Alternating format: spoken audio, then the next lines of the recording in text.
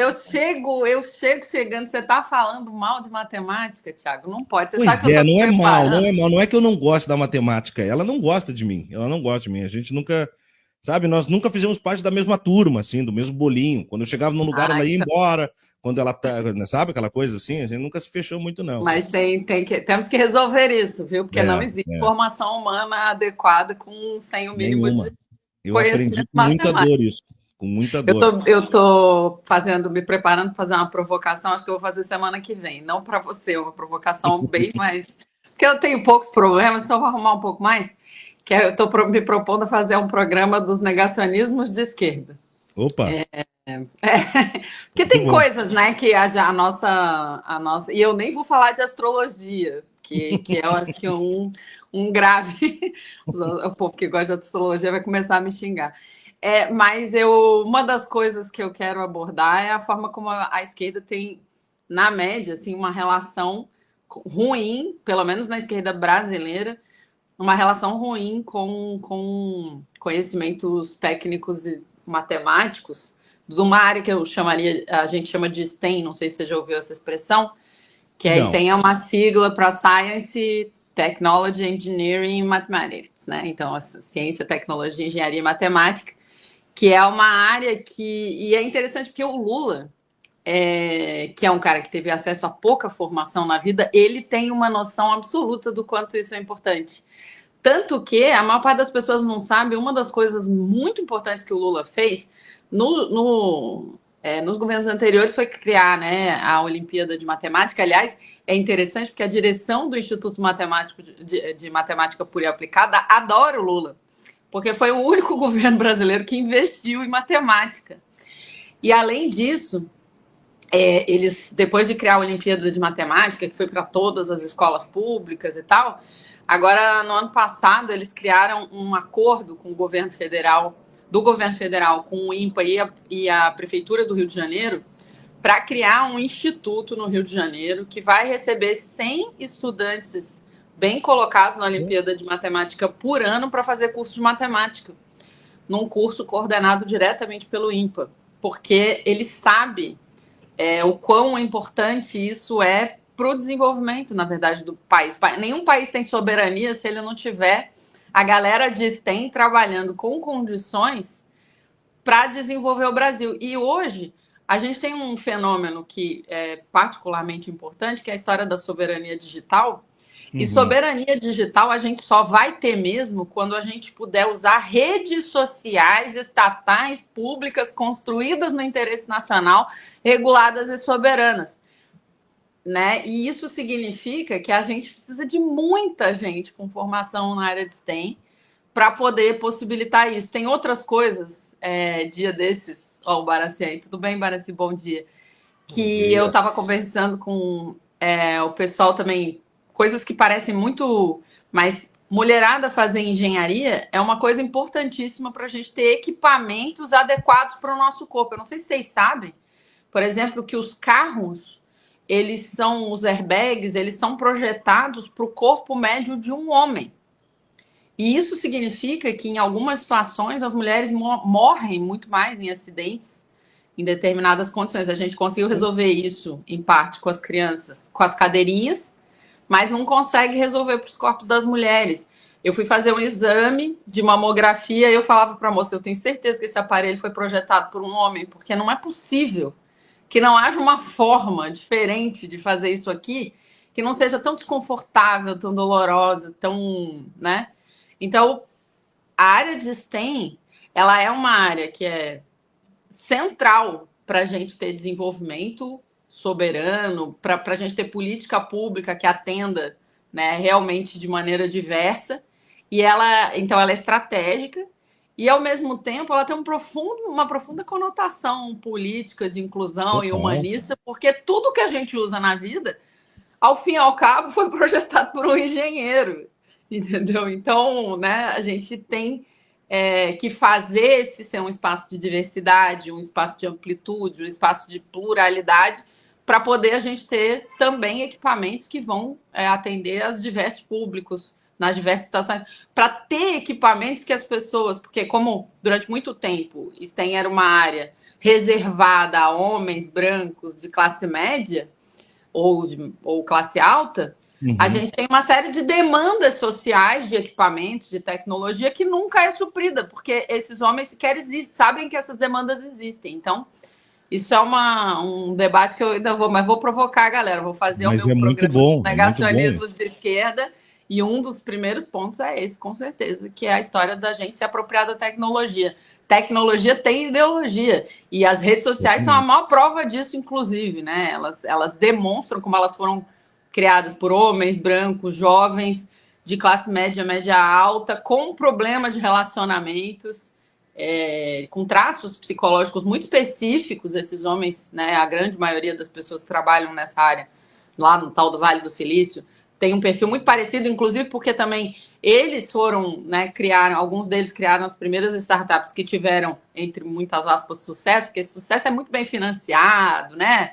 Não é uma coisa assim, genialidade do cara como se fosse uma coisa sozinha, é uma política que foi induzida pelo governo dos Estados Unidos, mas eles também só selecionavam o espelho, né? Era o exército de clones, assim, você botar eles todos um do lado dos outros, eles são todos parecidos em todos os aspectos, não só fisicamente, mas de perfil socioeconômico, de perfil psicológico. Então, e isso fica impresso no algoritmo, no código que está escrito e que está mediando a nossa conversa aqui agora, por exemplo. A gente que todos os dias reforça para nossa audiência, por exemplo, o quanto essas redes são feitas para que a gente não dê certo. A gente teima aqui, né, para lutar contra um algoritmo que é programado para que o nosso conteúdo não tenha alcance, justamente porque isso tem uma programação política, né? Então, isso que você fala das redes, professora, outro dia eu trocava uma ideia com o Sérgio Amadeu justamente sobre isso, né? Então, se esses caras são um perfil, e esse perfil, vamos pegar lá como referência maior o maluco do Elon Musk, que agora li até entrando no programa, li rápido aqui, depois quero me apropriar, não consegui acompanhar, mas que ele sugeriu para uma mulher que ele nunca viu na vida, que ele queria ter um filho com a mulher, né? Então você vê a maluquice desse cara, que já tem uma penca de filhos aí, né? Mas ele tem um negócio de repovoar com os meus genes perfeitos de homem branco, empreendedor, bilionário. Eugenista, né? Eugenista. E ele... isso é muito sério. Isso, além de ser violência contra a mulher, contra essa mulher específica, isso faz parte de um projeto muito, muito horroroso desse sujeito, que tem a ver com uma série de coisas que também são dilemas do nosso tempo, né? A questão me incomoda muito a coisa de que para a gente falar de eugenia tem que ter uma foto do Dr. Mengele. Para falar de nazismo tem que ter uma foto do Hitler do lado ali. Daí veio o Trump fazendo o que faz com Harvard, fazendo o que faz com... Agora pegar o caso da Erika Hilton, por exemplo, entre outros casos cotidianos, né? Para a gente nominar as coisas. Aqui no Brasil tenho alertado para as múltiplas formas de golpe que nós sofremos, né? Aí a gente só se atenta para o golpe que os militares estejam de alguma maneira referenciando um golpe à lá 64, né? Não precisa estar o cara de cap, com estrela, uma farda, não precisa ter um tanque no fundo. O que acontece com o Glauber Braga é um golpe, usando as mecânicas, né? Só para a gente não perder o fio ali das questões das ciências exatas e desse campo, tem uma lista colocada aqui pelo Aprova Total, que é um curso aí da Santa Catarina de vocês, do qual eu volto e meia colaboro lá, né? Que ele traz aqui as 10 profissões com os maiores salários de admissão no Brasil, né? Profissões de ensino superior. Primeiro lugar, engenharia em computação. Segundo lugar, engenharia de minas e afins. Terceiro lugar, diretor de espetáculos, tá? E coisa próxima da área. Aí nós estamos falando de uma variação de R$ 13.794 a R$ 11.716. Depois, o quarto lugar, engenheiro químico. Quinto lugar, engenheiro mecânico. Sexto lugar, geógrafo, oceanógrafo, geofísico e afins. Sétimo lugar, vem os médicos clínicos. Oitavo lugar, engenheiro de produção, de qualidade, segurança e afins. Nono lugar, pesquisadores de engenharia e tecnologia. E o 10º lugar, fechando o ranking, engenheiros eletricistas, eletrônicos e afins, com uma bagatela de 9.400 uns quebrados. Ou seja, são 7 engenharias em 10, né? Não sei se são 6 ou 7, eu não consigo. Eu acho que são 8, porque tem os... tem os geólogos aqui. Porque tem os geólogos, os médicos e os diretores de espetáculo. O resto é engenharia. É engenharia. O resto E de aí, engenharia. e tem uma coisa que é o seguinte: o Brasil, para variar, né? Eu falo disso de vez em quando, porque não só porque se me deixassem, se o mundo fosse um lugar legal, tivesse tudo resolvido, eu só ia brincar de matemática na minha vida. Eu não ia fazer outra coisa, não ia fazer política, eu não ia fazer mais nada. Eu ia ficar só brincando de matemática. E eu gosto de matemática pura, de Nossa. matemática bem. Ela é hermética, porque ela lida com coisas realmente com um nível de abstração alto. Mas, por outro lado, a gente tem um Brasil que tem um nível altíssimo de desigualdade em termos de conhecimento matemático.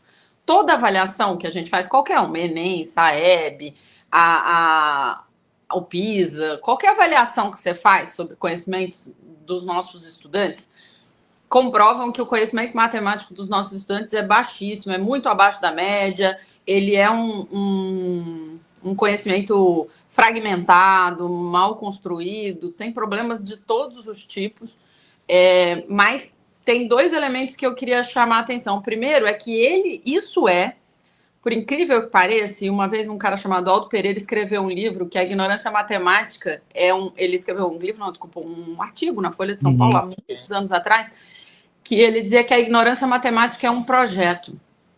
E, de fato, quando você... E isso que ele escreveu, isso acho que nem tinha rede social ainda. Você não saber como as coisas funcionam, do ponto de vista não ter um pensamento matemático desenvolvido, é uma coisa que é um projeto da burguesia brasileira. Essa não é uma ignorância que acontece porque a gente tem isso ou aquilo na nossa história que fez com que, por acaso, a gente, né, desse nesse ruim aí, né? Não, é uma coisa frequentemente alimentada, construída eu não sei exatamente se há um nível de organização, ou que nível de organização seria esse, mas, de fato, por exemplo, uma coisa que me incomoda muito são a frequência com que pessoas que, vou chamar de celebridades por falta de palavra melhor, mas pessoas que têm destaque social fazem questão de desfazer do conhecimento matemático. Então, você vai criando uma cultura de que você pode viver sem saber nada de matemática. E uma segunda cultura... E essa, por exemplo, outro dia o Felipe Neto publicou mais um dia que eu passo na minha vida que eu não resolvi uma equação de segundo grau. E se fosse assim, né? Quantos dias ele ia dizer na vida dele que ele não usou para nada saber as dinastias do Egito? Ou quantos dias ele ia dizer na vida dele que ele não usou para nada saber o que é uma xerófita, uma angiosperma? Ou o que é... Ou seja, todo o conhecimento de escola... Mas, em compensação, para atravessar uma praça com mais celeridade, ele fez o teorema de Pitágoras, mesmo que empiricamente. Com certeza, né? Mesmo que não saiba. E todo o conhecimento de escola, ele não é usado para ir na esquina, pegar o ônibus e comprar. Ele é feito para você ter capacidade de analisar a existência da sociedade, a tua vida na sociedade.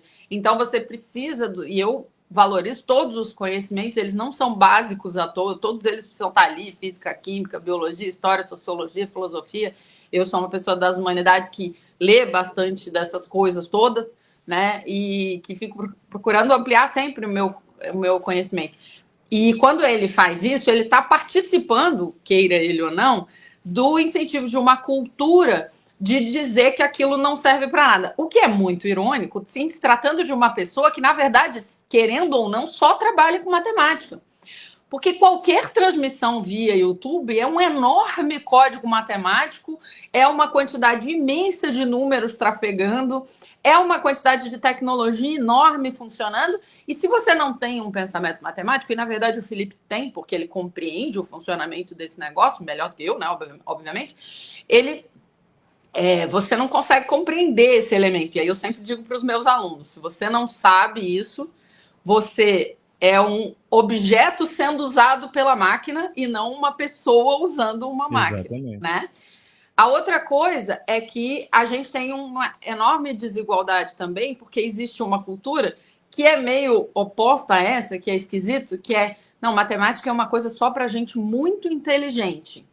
Então, eu sou uma pessoa normal, não vou nunca alcançar isso aqui. Existem níveis de aprendizado matemático que, de fato, você precisa... E aí não é que ela precisa ser mais inteligente ou menos, até porque medir inteligência é uma coisa super difícil. Não dá para... É difícil de você estabelecer uma régua, né? de como que mede inteligência. Isso, aliás, também é uma questão matemática, por sinal. Mas o importante é o seguinte, todo mundo, do mesmo jeito que a gente acredita, que praticamente todas as pessoas, praticamente não, todas as pessoas, com exceção das que têm algum problema de desenvolvimento diagnosticado muito grave, que são capazes, por exemplo, de aprender a ler e escrever, são capazes de aprender a base do pensamento matemático. Até porque a humanidade, os primeiros registros abstratos que a humanidade faz, não são de palavras, são de números, são de quantidades. Exato. E aí a gente tem um elemento que é assim, essa desigualdade a maioria é péssima, mas o Brasil, no cenário de desenvolvimento de pesquisa em matemática no mundo, é um dos 11 países mais destacados. O Instituto de Matemática Pura e Aplicada é famoso no Brasil, no mundo inteiro. Todo mundo respeita a produção, não só do Instituto, mas dos matemáticos das universidades, da Sociedade Brasileira de Matemática. São entidades respeitadíssimas internacionalmente. A gente tem um brasileiro que ganhou medalha Fields. Então, a gente tem, na verdade, uma situação em que nós somos destaque internacional. Só que, como tudo no Brasil, nós somos destaque a partir de um ponto. Então, a gente ganha a Olimpíada Internacional de Matemática, ganha medalha de ouro com alguma frequência. Nem é uma exceção, assim, é uma coisa razoavelmente frequente. E aí você vai olhar, só que quem que ganha? Os alunos do Santo Agostinho. Por quê? Porque a burguesia não faz essa estupidez que a esquerda faz com a massa. Né, com a nossa base, com a maioria do povo, quer ficar ensinando que é melhor não aprender isso, porque deixa para lá, porque isso não é importante. Não, a burguesia pega os seus filhos e faz de tudo para eles aprenderem o máximo de matemática possível. Então, enfim, aprendamos, né, com esse processo.